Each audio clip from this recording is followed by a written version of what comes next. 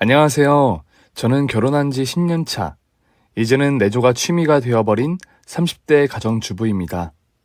행복했던 연애 시절, 남편만 믿고 결혼했지만 어린 나이라 시댁의 시모와 시누이에게 적응하기가 쉽지 않았었죠.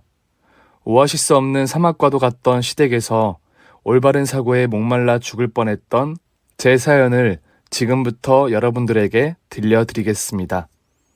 지금의 남편을 만나게 된 건 면접 때였습니다. 당시 저는 교육학과를 졸업하고 취업할 생각도 없이 한동안 간간히 아르바이트로 생활했죠.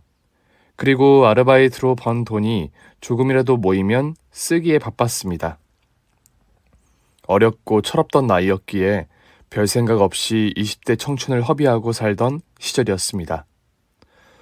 그러다가 우연히 초중학생을 교육하는 학원 강사 구인을 보게 되었고, 마침 집 근처에 있던 학원이라 지원하게 되었습니다. 면접을 보게 된 날, 아르바이트를 구할 때와는 다르게 나름 첫 직장이 될 수도 있다는 생각에 면접복도 신경 쓰게 되었고, 잘 신지 않던 어른 여자들이 신는다는 정장 구두도 신고 말이죠. 나름 꾸미고 집을 나섰습니다. 집에서 걸어서 20분 정도 떨어진 학원에 도착했습니다. 건물의 2층과 3층을 사용하던 학원 공간은 동네의 사설 학원 규모치곤 당시만 해도 작은 규모는 아니었습니다. 조금 긴장되는 마음으로 3층 원장실에서 면접을 보기 위해 기다리고 있었습니다. 잠시 물을 마시고 대기에 있을 때 문이 열렸고 원장님이 입장하셨죠. 상상으로는 연세 지긋한 분과 대면하게 될 거라고 예상했는데 젊고 훤칠해 보이는 남성분이 들어오셔서 원장이라며 소개하여 더욱 놀라웠습니다. 첫눈에 반한 건 아니었지만 꽤 괜찮은 외모의 첫인상에 호감이 생겼습니다. 당시 원장이었던 지금의 제 남편은 젊고 능력 있던 30대 초반의 원장이었고, 저는 첫 직장의 면접을 지원했던 24세의 철없는 사회 초년생이었죠. 안녕하세요. 오래 기다리셨나요? 수업이 방금 끝나서 미안합니다. 아니에요. 저도 도착한 지 얼마 안 되었어요. 원장님은 인사가 끝나자 바로 제 이력서를 차근차근 확인했습니다. 경력이 없던 제 이력서는 짧은 아르바이트 경력뿐이었지만 자기소개서에 나름대로 어필을 하고 싶어서 솔직담백하게 써서 첨부했었죠. 그래서였는지 소개서 내용을 자세하게 읽어주시더군요. 그리고 제가 쓴 소개서의 내용을 읽으면서 질문은 하셨습니다. 경험은 없지만 첫 직장이니 가장 위대한 초심과 애정을 가지고 임하겠다는 내용이 인상적이네요. 경험이 없어서 겁나는 부분이나 궁금한 게 있나요? 사실 아르바이트만 하면서 지냈던 게 사실이지만 첫 직장에 면접을 지원하면서 사회초년생으로 제 나름대로 원대한 꿈을 꾸기도 했습니다. 그래서 더 열심히 임할 자세에 초심이 매우 강력합니다. 신입이지만 뽑아주신다면 인류 강사가 되도록 노력하겠습니다. 초심 좋네요. 그 마음이 오래 가길 바랍니다. 혹시 학원 업무에 관련해서 궁금한 게 있나요? 네, 초심으로 다짐한 마음 오래 가도록 노력하겠습니다. 궁금한 점들은 업무를 실행해 나가면서 여쭤보겠습니다. 저의 대답이 끝날 때마다 원장님은 웃음이 끊이지 않았습니다. 당신은 왜 그러셨는지 몰랐지만 지금 생각해보면 정말 아무것도 모르고 패기만 넘치던 청춘이었던 것 같습니다. 그렇게 유쾌한 면접 시간 이후 저는 첫 직장으로 학원에 출근하게 되었습니다. 그리고 면접 때 나눈 말씀처럼 실행하는 업무에서 문의드릴 게 점점 많았죠. 하루가 어떻게 지나갔는지 모를 정도로 정신없이 바빴습니다. 남들보다 시간이 부족했죠. 그래도 몇 개월이 지나자 적응되기 시작했고, 가르치는 학생들에게도 애정이 생겨나서 자기소개서에 당당하게 썼던 초심을 잊지 않고 충실하게 직장 생활을 하기 시작했습니다. 그러던 어느 날, 회사 자리에서 함께 근무하는 학원 선생님들과의 술자리가 이어졌습니다. 꽤 오래 이어진 회식 자리였고, 학원에서 집이 가장 가까웠던 원장님과 저만 남겨지게 되었습니다. 어색하기도 했지만 싫지 않았습니다. 선생님, 많이 마신 것 같은데 괜찮아요? 택시 잡아드릴 테니 타고 들어가세요. 아니에요. 집이 가까워서 택시 타도 욕먹을 거리예요. 원장님 먼저 들어가세요. 저 많이 안 취해서 정말 괜찮습니다. 그래도 시각이 너무 늦었는데 혼자 보내기는 위험하죠. 괜찮으시면 그럼 좀 걸을까요? 술도 좀 깰 겸. 네, 좋아요, 원장님. 그런데 원장님 댁이 이 근처 아니신가요? 저도 술 좀 깰 겸 선생님 집 방향으로 걷다가 다시 오죠. 뭐 집에서 기다리는 식구도 없으니 괜찮아요. 괜히 일부러 저 데려다 주시지 않으셔도 되는데. 감사합니다. 사실 저는 회식 때부터 식사도 과식한 데다 술도 꽤 많이 마셔서 머리가 조금 아팠습니다. 그렇다 보니 택시도 타면 금방이라도 토할 것 같았죠. 그때 때마침 원장님이 걷자고 했고 다행이다 싶기도 했습니다. 서늘한 가을밤 공기를 마시며 걷다 보니 두통이 조금씩 사라지는 기분이었고 맑은 공기에 금세 개운해지고 있었습니다. 어느새 함께 걸으며 대화를 나누며 보니 저의 집 근처에 다다랐습니다. 원장님께 감사 인사를 드리려고 하는 그 순간 원장님은 저더러 차 한잔하고 들어가면 어떠냐고 하셨죠. 저는 별 생각 없이 동네 카페로 향했습니다. 카페에서 차를 마시다 보니 술도 다 깨었습니다. 학원에서 근무하면서 있었던 얘기도 듣고 도움되는 조언도 많이 들었죠.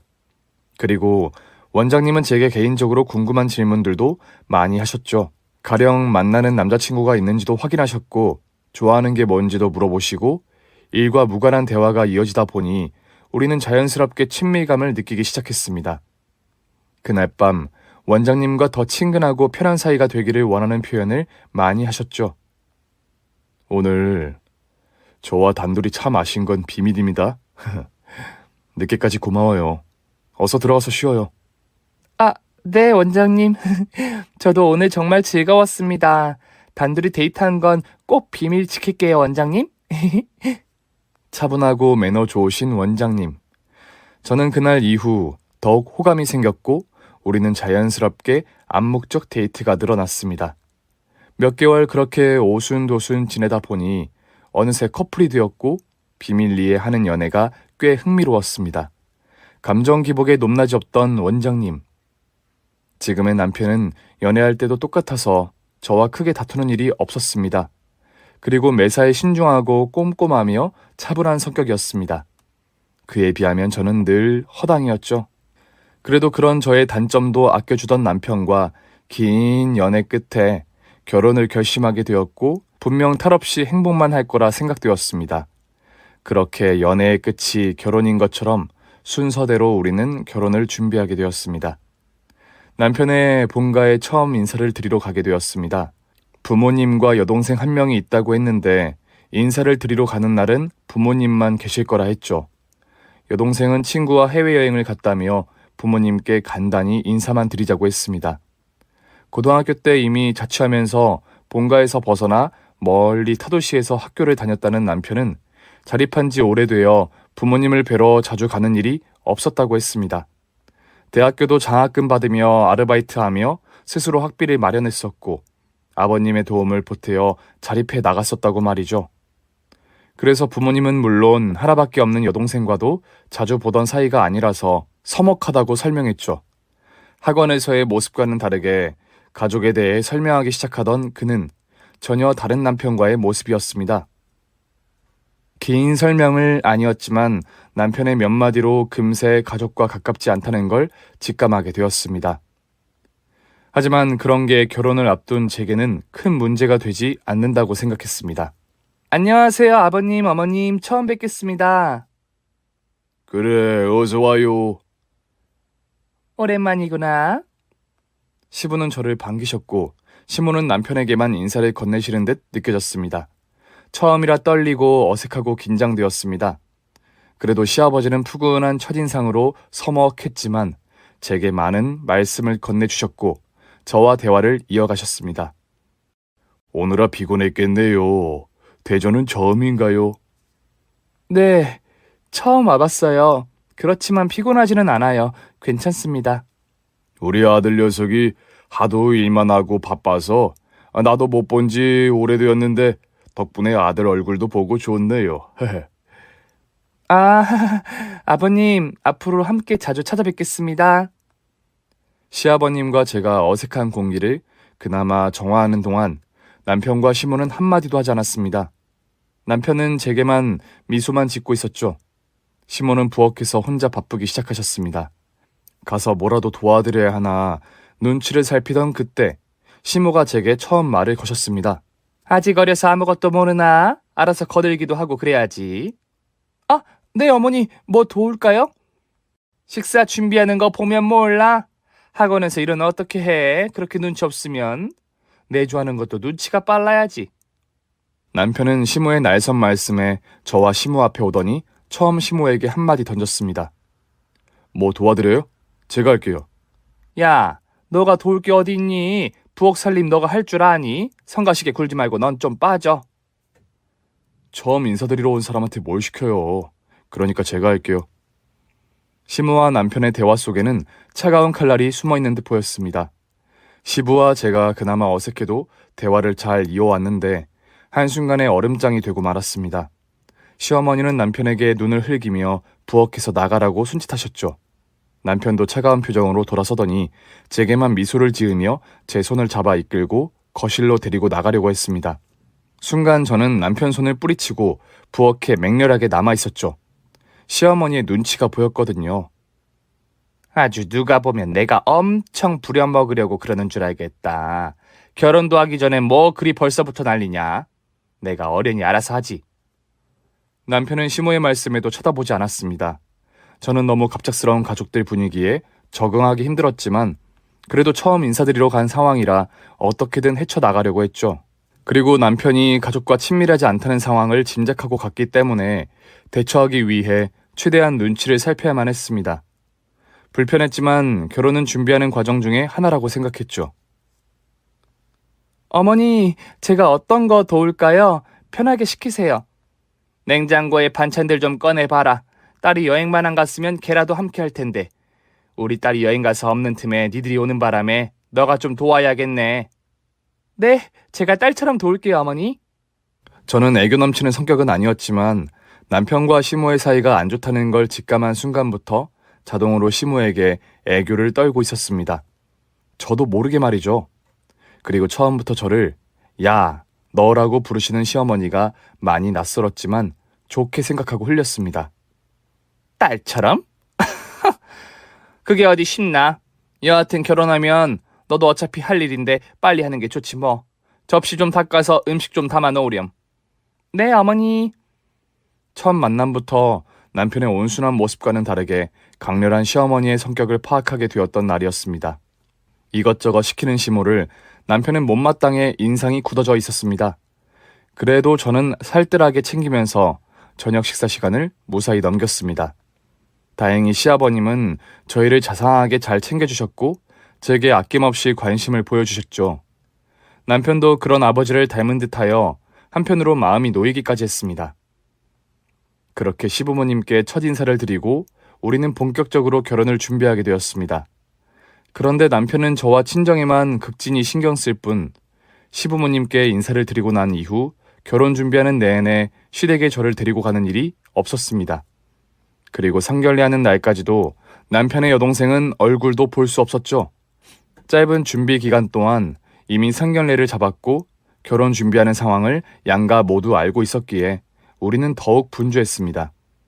남편과 제가 거주하고 일하는 위치에서 남편의 본가, 대전까지 가까운 거리는 아니었지만 남편은 어쩐지 가끔 가는 것조차 시간 내기 어렵다며 차일피일 미루기 시작했습니다. 그리고 드디어 상견례하는 날이 되었습니다. 떨리고 설레는 마음으로 저는 친정 부모님과 식구들을 모시고 약속된 장소로 가게 되었습니다. 붐비는 사람들 틈 속에서 저는 가족들을 자리로 안내하고 잠시 화장실에서 마음을 추스르고 있었습니다. 화장실 거울을 보며 차림새를 고치고 손을 씻고 있었죠. 그때 차림새나 외모가 화려하고 범상치 않은 낯선 여자가 제 옆에서 심하게 거슬리는 행동을 하기 시작했습니다. 그녀는 혼자 쓰는 화장실인 것처럼 시끄럽게 떠들며 통화하더니 손 씻느라 올려둔 제 가방에 물을 잔뜩 흩뿌리고는 미안하다는 사과도 없이 모른 척 자기 볼일만 보더군요. 저기 이거 제 가방인데요. 이렇게 물을 다 튀게 하시면 어떡해요? 아씨, 뭐야. 잠깐만. 뭐라고요? 저 지금 통화하는 거 안 보여요?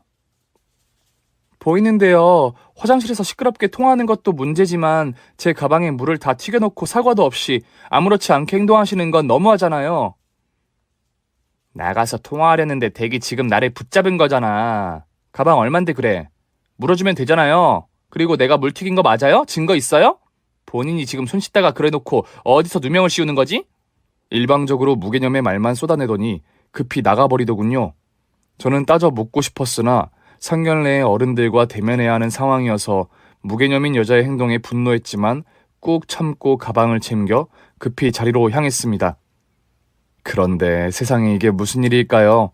방금 전까지 화장실에서 개념 없이 굴던 그 무개념의 여자가 바로 제 앞자리에 앉아 있었습니다. 그렇게 저는 상견례하는 날 처음으로 남편의 여동생을 만나게 된 것이었습니다. 저는 도무지 남편의 동생이라고 믿을 수가 없었습니다. 남편과 닮은 외모도 아니었지만 성품도 닮은 구석이 전혀 없었으니까요. 저와 신우이는 그렇게 상견례에서 뻘쭘하게 마주하게 되었습니다. 그러나 신우이는 화장실에서 저와 마주친 일을 잊은 사람처럼 아무렇지 않게 굴고 있더군요. 심지어 아는 척도 하지 않았습니다. 남편과 저는 가족들을 소개하고 식사를 시작했습니다. 다른 건 다 괜찮았지만 저와 신우이의 화장실 첫 대면 이슈는 강렬한 첫인상이었습니다.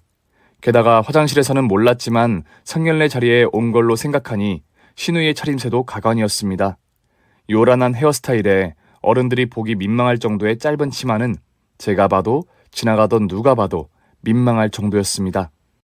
신우이는 다리를 꼰 채 식전부터 껌을 씹고 있었고 무개념 행동이 계속되자 시부는 눈치를 주더니 결국 잠시 밖으로 데리고 나가시더군요.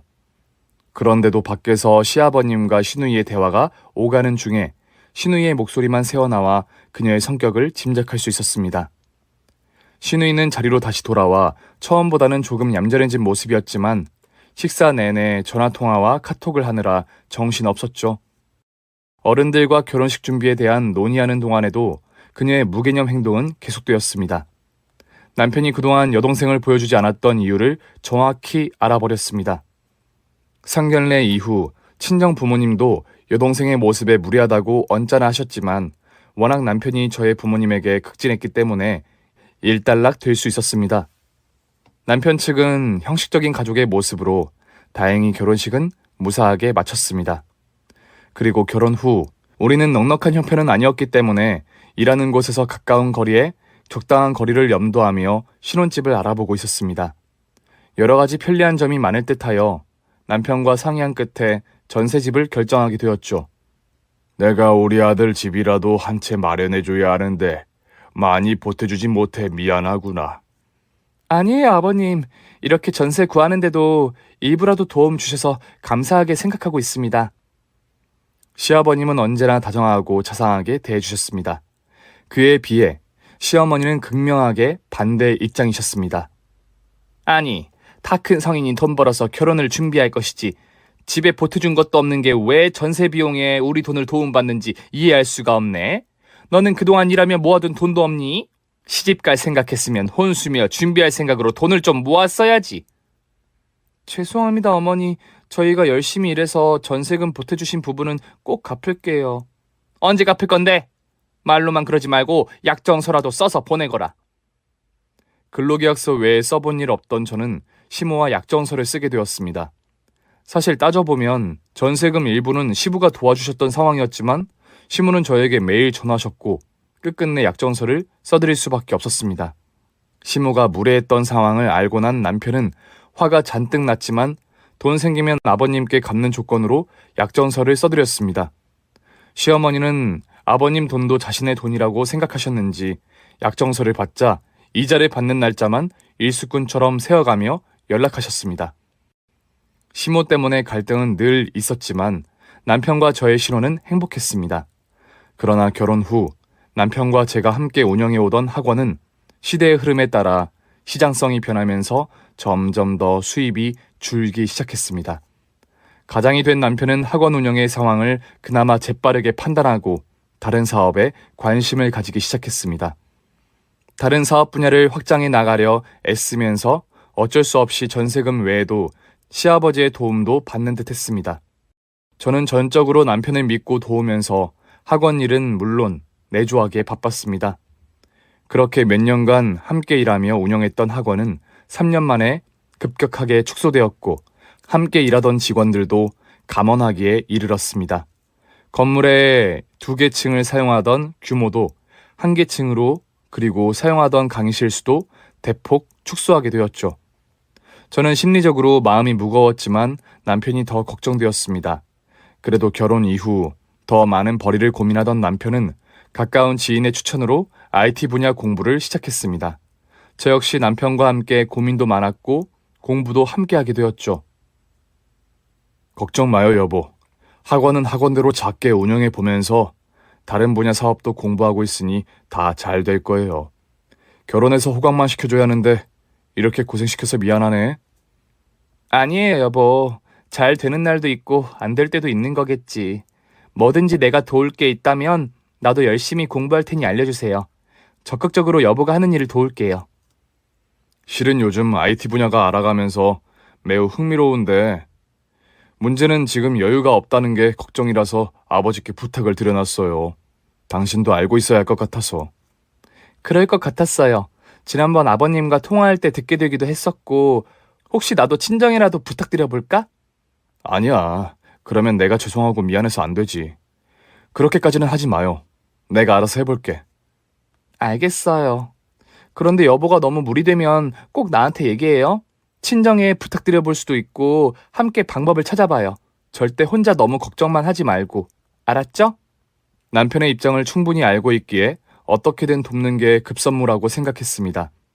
그리고 남편만의 문제가 아닌 우리 가정의 생계가 달린 문제라고 생각되었거든요. 그렇게 남편은 새로운 사업에 매진하기 시작했고 저도 새로운 분야를 알아가며 도전하게 되었습니다. 바쁜 나날이 계속되자 시모와 신우는 종종 제게 전화해서 말도 안 되는 핑계로 본가까지 오가게 만들며 시집살이에 스트레스를 보태주었습니다.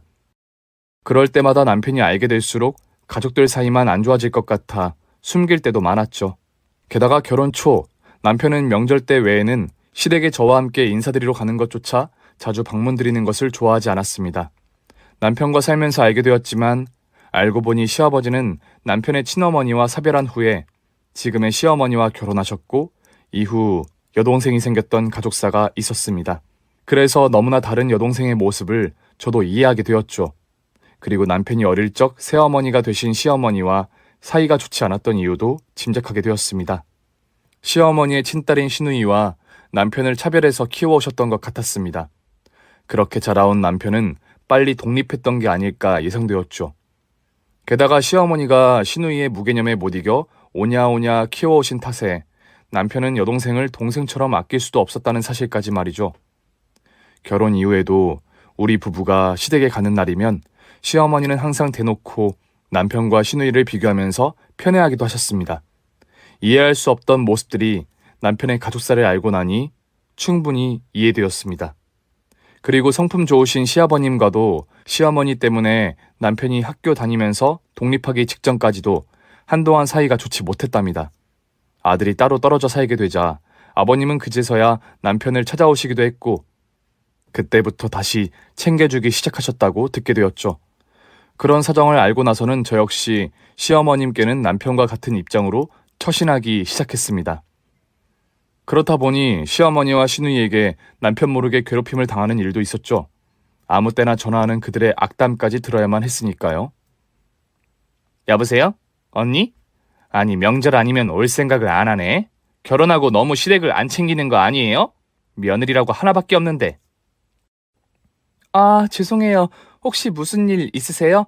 어젯밤에도 전화하셨던데 일이 늦게 끝나서 연락을 못 드렸어요. 밤에 바빠서 연락을 못 주면 다음 날이라도 전화를 바로 했어야지. 내가 꼭 전화를 다시 하게 만드셔야겠어요? 죄송해요. 근데 무슨 급한 일이라도 생긴 거예요? 뭐? 급한 일 생겨야 전화해요? 새언니 말씀 너무 서운하게 하시네. 엄마도 컨디션이 안 좋고 모시고 건강검진이라도 다녀와야 할 텐데 나도 일정이 너무 바쁘단 말이에요. 엄마 아픈데 안 챙길 거예요? 아, 미안해요. 어머니 어디 편찮으세요? 모시고 검진 받으러 다녀와야 할까요? 네, 모시고 검진 좀 받으러 가야 하니 언니가 서울에 좋은 병원으로 예약 좀 해줘요. 오늘 당장. 네, 알겠어요. 근데 어머니 건강검진 언제 받으셨어요? 아니, 지금 시엄마가 아프시다는데 언제 받았던 건 왜 물어요? 당장 엄마 건강검진 받을 수 있게 예약부터 좀 하라고요. 그리고 언니가 내려와서 엄마 모시고 병원 다녀가세요. 답답하네, 언니. 몇 마디 하면 알아듣고 좀 며느리답게 행동 좀 하세요. 신우이는 항상 이런 식으로 다급하게 전화하곤 했습니다. 남편과 제가 시댁에 자주 가지 않다 보니 어쩔 수 없는 상황이었지만 기분 좋게 할 말도 기분 나쁘게 전하곤 했죠. 거의 하인 취급하듯이 지시하고 명령조로 말이죠. 신우이의 성화에 저는 남편을 따라 공부하며 일하던 일정마저 변경해 가면서 대전으로 향했습니다. 남편에게 말하면 이미 안 좋은 사이가 더 안 좋을까봐 적당히 둘러대기도 했습니다. 그런데 부랴부랴 도착한 시댁에 시어머니는 안 계시고 신우이만 저를 기다렸다는 듯이 거실 소파에 누워 맞아주었습니다. 그러더니 집에 들어선 저에게 신우이는 저를 황급히 자신의 방으로 따라오라며 부르더군요. 들어갔더니 눈이 휘둥그레질 정도로 비싼 명품 화장품들이랑 가방들이 질비하게 놓여 있었습니다. 매년 몇 년간 명절에 인사드리러 가도 신우 방을 들어가 본 적은 없었기 때문에 상황을 알 수 없었죠. 신우이는 분명 일도 안 하고 백수로 지내온 지 오래된 걸로 알고 있었는데 무슨 돈이 많아서 이렇게 명품으로 낭비하나 싶은 생각이 먼저 들었습니다. 마치 백화점 명품 매장에 들어와 있는 듯한 풍경에 놀란 저는 신우이에게 질문을 안 할 수가 없었습니다. 그래서 신우이에게 어떻게 된 일인가 싶어 물어보았더니 대답은 엉뚱하게도 돈 많은 착하고 좋은 남자를 만났다고 하더군요. 뭐 그리 놀라요? 나 정도면 수준에 맞는 남자 만나서 결혼하고 그런 거지. 이 정도 명품 선물들은 별일도 아니에요. 언니, 하긴 우리 오빠같이 찌질하게 돈 없는 가난뱅이 만나서 이런 건 구경도 못했겠네? 오늘 실컷 구경하다 가요. 네, 좋은 남자 만나셨다니 다행이네요. 그렇지만 오빠도 열심히 일하고 있고 앞으로 더 잘 될 거예요. 걱정 마세요. 아, 돈 버는 게 뭐 그리 쉬운 줄 아세요? 오빠 학원도 지금 말아먹는 상황 아닌가? 그나저나 둘이 먹고 사는 건 괜찮은 거예요? 네, 그럼요. 잘 되고 있고 잘 먹고 살아요. 언니, 그렇게 깐죽거리면서 가족끼리인데 자존심 부릴 거 없어요. 사실대로 돈 필요하면 얘기해요. 어려워하지 말고. 가방 하나 팔아도 언니가 일해서 버는 월급보다 비쌀 테니까. 내 남친은 지금 나랑 결혼하려고 안달이 나서 일주일에 한두 번씩은 명품 선물 주느라 바쁘더라고. 가방 하나 내가 언니 선물로 챙겨줄까? 어디 보자. 결혼하기로 하셨어요? 잘 되었네요. 그리고 가방 제게 안 주셔도 돼요. 아가씨가 받은 선물인데 제게 주시면 안 되죠. 뭐야? 아직도 쓸데없이 자존심 부리네? 언니, 제가 언니도 가족이니까 하는 말인데 그런 쓸데없는 오기 부리다가 거덜난 후에 후회하지 마시고 내가 줄 때 챙겨요. 아가씨, 아무리 우리가 현재 형편이 좋지 않지만 그런 말씀은 너무 도가 지나치시네요. 오빠도 그렇게 무시하는 거 아니에요. 결혼 소식 알리려고 얘기 꺼낸 건데 그런 식으로 받을 거예요? 뭐 어쨌든 남친과 더 친밀해지면 결혼 소식은 알릴게요.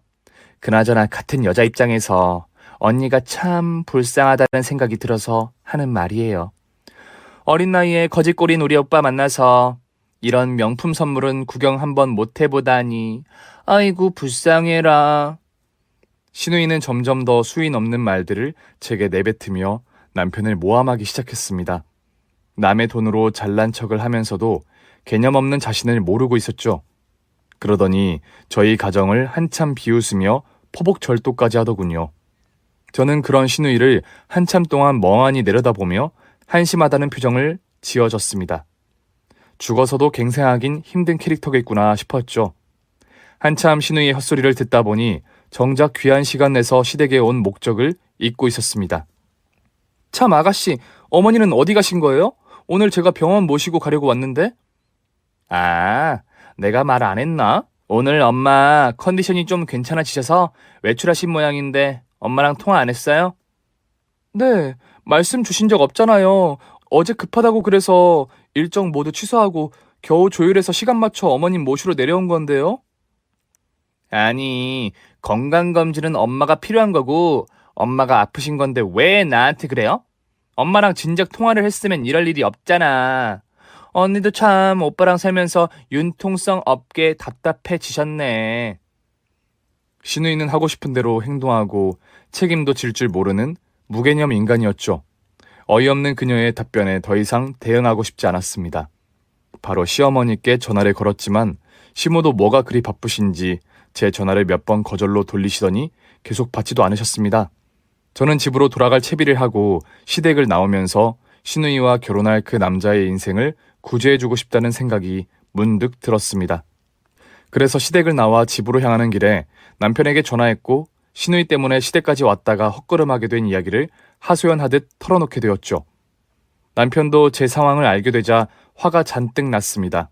저 또한 더 이상 남편과 시모, 신우이 사이를 좋게 만들어주겠다는 노력이 불필요해졌죠. 가까운 거리도 아닌데 결혼한 이후 몇 년간 신우이와 시모의 악랄한 시집살이로 저는 매번 시댁까지 오가며 골탕 먹기 일쑤였습니다. 그 순간 떠오르는 생각은 오로지 하나였습니다. 누군가 말하던 최대 복수는 성공하는 것뿐이라고. 제가 집에 도착하자 시아버님이 전화를 주셨습니다. 급히 오느라 시아버님을 뵙지 못해 문자를 남겼었고 그걸 확인하셨는지 연락을 주셨죠. 아가, 멀리까지 다녀갔다는데 얼굴도 못 봤구나. 식사는 챙기고 간 거냐? 아니에요, 아버님. 실은 바쁘기도 해서 오는 길에 휴게소에서 간단히 먹었어요. 걱정 마세요. 우리 아들 며느리 요즘 고생이 많지? 내가 도움이 많이 못 돼서 미안하구나. 그런 말씀 마세요. 아버님이 가장 큰 도움 많이 주시는데요. 오늘 뵙지도 못하고 돌아와서 죄송해요. 혹시 어머니 건강검진 필요하시면 그때 아버님도 챙겨서 같이 예약해두고 모시러 갈게요. 아니다.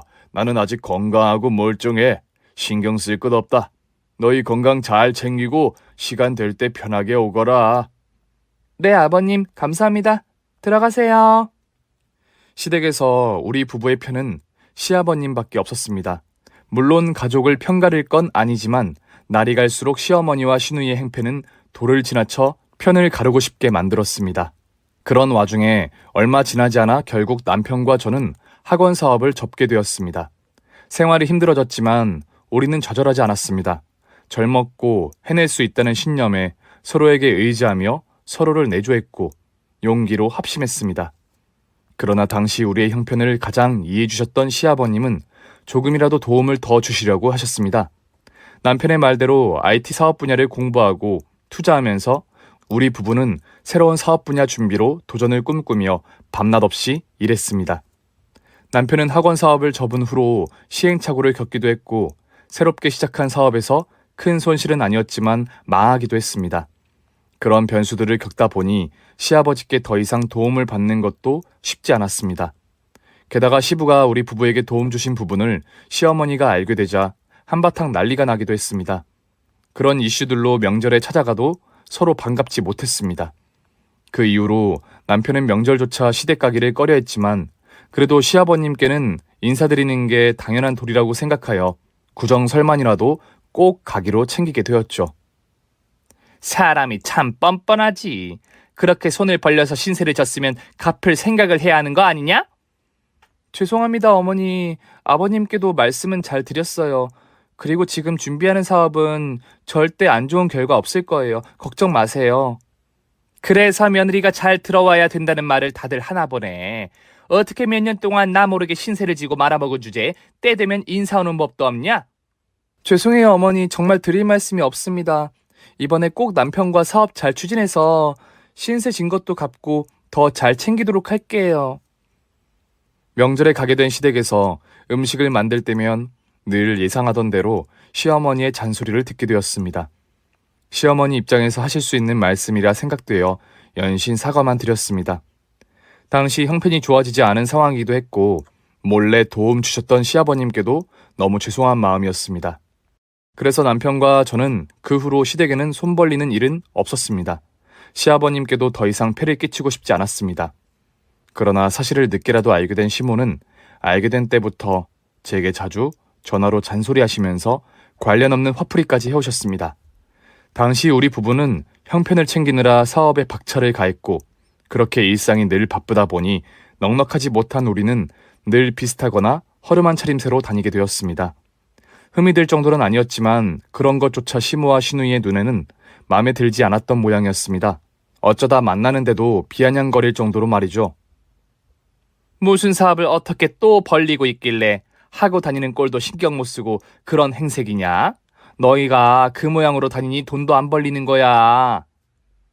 죽을 때 돈 짊어지고 가려고 그렇게 거짓꼴로 하고 다니는 거야? 언니, 그렇게 하고 다니면 언니 남편도 욕먹이는 거지. 그런 차림으로 나다니면 되던 일도 안 되겠는데? 거실에서 TV를 보고 있던 시아버님은 부엌에서 시모와 시누이가 제게 하는 말을 듣더니 한참 참을 대로 참다가 슬며시 저희에게 다가오셔서는 한마디로 중재해 주시기도 하셨습니다. 참나, 듣다 보니 별소리를 다 하네. 너 부엌에서 음식 도와줄 거 아니면 새언니 괴롭히지 말고 나와. 아주 아들이랑 오빠한테 못하는 소리들이 없네. 작작들 해라. 하지만 시아버님이 그렇게 시모와 시누이를 향해 대놓고 꾸짖어도 잠잠해지는 상황은 잠시뿐이었습니다. 그래도 우리 편에 시부가 계셔서 다행이었습니다. 얘들아, 너희가 이해해라. 그냥 헛소리다 생각하고 흘려들으렴. 아직 철이 안 나서 저러네. 다 내 탓이다. 미안하구나. 시아버님은 항상 저와 남편을 다독이며 위로해주기 바쁘셨습니다. 남편은 이제 시댁에 와도 시부를 제외하고는 상종도 하지 않으려 했고 AI처럼 시간만 때우다가 돌아가는 입장이 되었습니다. 그렇게 시댁에서의 명절은 항상 기분 상하고 끝나버렸습니다. 그리고 친정으로 가면 남편은 정말 다른 사람의 모습이었죠. 장인 장모에게 잘하는 사위이기도 했고 학원 원장 시절에 만났던 차분하고 매너 좋았던 남편으로 돌아와 있었으니까요.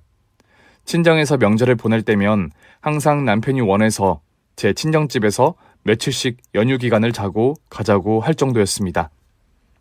그날도 여느 명절과 같이 남편은 친정아버지와 거하게 술을 마시게 되었습니다. 그리고 손님 방에서 저와 하루 자고 가게 되었죠. 술에 취해 내 옆에 누워 금세 잠이 들었던 남편은 새벽쯤 갈증이 났는지 물을 쳤더군요. 잠에서 깨버린 저는 남편을 챙겼습니다. 남편도 술이 좀 깨었는지 물을 마시면서 갑자기 너무나 당황스러운 이야기를 꺼내더군요. 여보, 내가 정말 잘해서 자기 친정 부모님께 더 잘할게. 이번에 시작한 사업은 창투사를 통해 투자도 잘 받게 되었고 현재 상황을 봐도 정말 예감이 좋아. 당신도 알지? 자다 깨서 뭘 그런 걸 걱정해. 혹시 여보, 아직도 많이 취한 거예요? 여보, 어서 푹 더 자고 내일 얘기해요. 아니야, 취해서 하는 말이 아니에요. 실은 나 어릴 적에 새엄마를 만나서 살게 되었을 때 처음에는 너무 좋았어. 친엄마의 죽음을 이해할 수도 알 수도 없을 만큼 아기 때이기도 했지. 내게 친엄마에 대한 기억도 없었고 새엄마가 나타났을 때 그저 엄마가 생긴다는 이유만으로 행복했던 것 같아. 당시에 우리 아버지도 돈 버시느라 바쁘셨을 텐데 사별 후 나를 키우면서 얼마나 적적하고 외로우셨겠어. 내가 너무 어려서 이해 못해드린 것도 많아. 자기야, 알겠는데 이제 그만 자야지. 안 피곤해요? 오늘은 여보한테 뭐든지 다 얘기하고만 싶어졌어. 실은 어릴 적 새엄마가 생겼다는 기쁨도 잠시였고 새엄마에게 학대를 많이 당하기 시작했어. 친자식이 아니라는 이유만으로 새엄마에게 괴롭힘을 많이 당하며 살았지. 물론 아버지는 자세히 모르셔. 사이가 안 좋은가 하시는 거지. 아마 지금도 잘 모르실 거야. 학대? 정말이야? 그냥 여보가 친아들 아니라서 편애하신 정도가 아니었어? 그런 편애 정도라면 내가 이렇게 마음 닫을 정도로 상처받진 않지. 어릴 때 기억이라 나도 잊고 살려고는 했지만 만나면 떠오르는 사건들이 많다 보니 그게 잘 안 되더라고. 친정에서 명절을 보내던 그날 밤 술 기운의 새벽에 물을 쳤던 남편은 잠이 깨서 제게 과거사를 모두 고백하였습니다. 남편의 몰랐던 학대당한 경험 고백은 제게 너무나도 충격이기도 했고 안쓰러움이 더했습니다. 남편이 어릴 적에 친엄마가 돌아가셨고 새엄마를 맞이하게 되면서 그러한 불행이 시작되었고 꽤 오랫동안 반복적으로 당하고만 살았답니다. 그리고 새엄마는 시아버님과 결혼하기 전부터 이미 임신한 상태였었고 지금의 여동생이 생겼다고 했습니다. 그리고 남편의 유아기부터 유년기까지 편애와는 차원이 다른 학대가 시작되었다고 합니다. 친자식이 아니라는 이유만으로 남편을 미워하면서 저질렀다는 새엄마. 지금의 시어머니 만행들은 듣기에도 끔찍했습니다. 시아버지가 안 계실 때 학대의 수위는 유독 더 심했었고 시부의 눈을 피해 남편을 모질게 매질했으며 감금하고 끼니도 주지 않으면서 벌 세우기도 일삼았다고 합니다. 남편이 중학생이 될 때까지도 이어지던 가혹한 체벌과 학대, 편애는 그치지 않았고 결국 남편은 고등학교 때부터 자취하게 되었다고 합니다. 영문을 몰랐던 아버님과도 그 당시는 시어머니는 아버지와 아들 사이를 이간질로 이상하게 오해하게 만들어서 남편과의 사이도 한동안 안 좋게 만들었다고 했습니다. 몇 년간 그런 시모의 악질 계략으로 남편은 심지어 시아버님과도 만날 수 없었다고 말이죠. 그러다가 남편이 대학을 다니다가 군 입대를 하면서 아버님과 다시 만나 오해를 풀게 된 계기가 있었답니다. 그러나 새엄마의 만행을 구체적으로 아버님께 전하지는 않았답니다. 그저 자신이 그들을 자주 만나지 않으면 되겠다고 생각했고 그래도 아버님과는 자주 연락하게 되었다고 했습니다. 남편의 안 좋았던 어릴 적 히스토리를 알게 되니 저는 시모가 더욱 미웠습니다. 그리고 그런 엄마에게서 개념 없게 커온 여동생 역시 너무나 밉고 싫다는 생각에 남편을 위로해서라도 언젠가 그녀들에게 복수 아닌 복수를 해야겠다는 생각이 간절해졌습니다. 남편의 안타까운 지난 일들을 알게 된 이후로 저는 시아버님을 제외하고 시모와 시누이에게 확실하게 담을 쌓기 시작했습니다. 그렇게 성공의 복수로 칼을 갈던 우리는 드디어 짧은 시간이었지만 열일을 해낸 끝에 투자해왔던 헬스케어 콘텐츠로 앱 개발을 출시하자마자 초대박 사건이 생겨났습니다. 남편의 직관대로 건강 관련 앱은 출시하자마자 반응이 너무나 좋았고 투자로 인수하게 된 앱을 타이밍 좋은 적기에 대기업에 되팔게 되는 기회까지 생기면서 500억 정도의 매출이 하루아침에 발생한 겁니다. 마침내 제가 원하던 대로 남편을 괴롭히고 무시하던 시모와 시누이에게 복수할 기회가 생겼습니다. 저는 마침 오랫동안 명품으로 남친에게 돈 대신 현물을 갈취해오던 시누이에게 연락하게 되었죠. 시누이는 결혼 준비를 앞둔 상태여서 저는 그 핑계로 담쌓던 상황을 잠시 보류했습니다. 남편과의 작전에 돌입했기 때문이었습니다. 저는 시누이에게 연락해서 결혼하기 전에 예비 서방님이랑 시모와 함께 우리 집으로 놀러 오라고 했습니다. 오랜만이라 화났어요, 아가씨? 결혼 준비하느라 바쁘시겠네요? 우리 부부가 결혼한 지 오래되었고 실은 최근에 이사도 했는데 집 초대 한번 못한 것 같아서요. 아, 언니, 오랜만에 오빠랑 언니 사는 집에 초대한다고 바쁜 나한테 지금 전화하신 거예요? 아니, 언니, 집 개 좁을 거 아니에요. 그 좁은 집에 우리 집 식구들 다 들어갈 수나 있겠어요? 네, 다 들어오실 수는 있을 것 같아요. 일단 와보면 아니까 걱정하지 말고 오세요. 주소 남겨둘게요.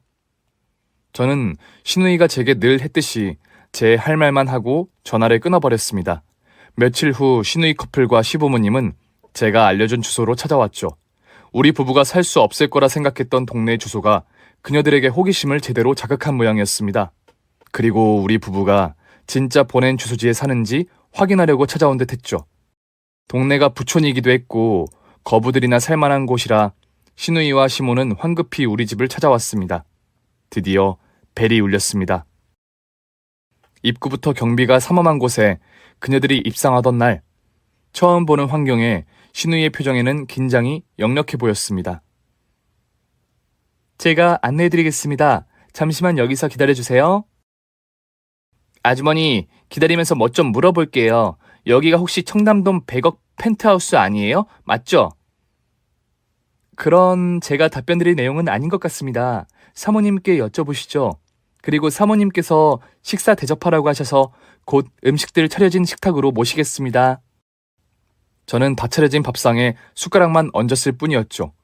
그리고 식탁이 임금님 수라상처럼 차려진 후 남편과 제가 함께 그들을 맞을 준비를 마쳤습니다. 마주 앉게 된 식탁에서 우리는 다시 전혀 다른 입장의 사람으로 만났습니다. 아니, 이게 세상에 어떻게? 세상에, 언니, 오빠랑 어디 빌린 건 아니죠? 우와. 시모와 시누이는 몇 마디 꺼내지도 못하고 감탄만 연발하고 있었고, 시아버지는 감탄을 떠나서 말을 잇지 못하고 남편을 꽉 끌어안아 주셨습니다. 네가 드디어 성공했구나. 장하다, 내 아들. 눈물을 흘리는 시부의 모습을 보니 더욱 시모와 시누이가 밉고 싫었습니다. 어떻게 언니랑 오빠는 이런 곳에서 살면 안 되잖아. 거지같이 궁상 떨며 살아야 하는 거잖아. 그때 시누이의 남자친구는 아무것도 모르다가 시누이가 개념 없이 던진 말에 멍한 표정만 짓고 있었습니다. 그 틈을 타서 저는 시누이의 남친에게 상황 파악됐으면 도망치라고 직설적으로 말했죠. 그리고 남편이 어렵게 실토했던 그녀들의 학대 만행들을 제가 시누이 남친에게 친절하게 설명했답니다. 이야기를 듣고 천천히 제 집을 둘러보던 그는 시누이를 경멸하는 눈으로 쳐다보았죠. 시누이는 그런 와중에도 개같이 그에게 매달렸습니다. 그러나 그의 남친이 결국 떠나버리자 시누이는 징징대면서 제 앞에 무릎을 꿇고 기도하기 시작했습니다. 자신을 차버렸던 남친을 나더러 돌아오게 해달라며 싹싹 빌더군요. 이미 때는 늦었지만 말이죠. 저와 남편은 시누이와 시어머니를 용서할 마음이 없었습니다. 실컷 집 구경하게 해드렸는데 어때? 마음에 드셨나요? 이렇게 공짜로 귀한 집 구경을 시켜드렸으니 관람료라도 내고 가세요. 아니면 어머니가 저질렀던 학대와 언어폭력 등으로 고발 조치해서 당신들 똑같이 학대당하게 만들어 드릴 테니. 결국 우리 부부는 시댁과 더 이상 왕래하는 일이 없었습니다. 그저 시부에게만 신세졌던 돈을 모두 다 갚아드렸습니다. 참 수많은 우여곡절 있었지만 잘 이겨내왔고 버티며 우리 부부는 여전히 성장해 나가고 있습니다. 여러분들도 내조하는 마음으로 항상 감사함을 잊지 않길 바랍니다. 저는 이제 사막에서 진짜 오아시스를 발견한 듯하여 여한이 없습니다. 여러분들도 여한 없는 하루하루가 되시길 바랍니다. 긴 사연 들어주셔서 감사합니다. 오늘의 사연은 정말 속 시원한 사이다 사연이네요. 여러분들은 어떠셨나요? 속 시원하게 재밌게 들으셨다면 구독과 좋아요를, 알림 설정을 꼭 눌러주세요. 저는 내일 다시 찾아뵙겠습니다. 감사합니다.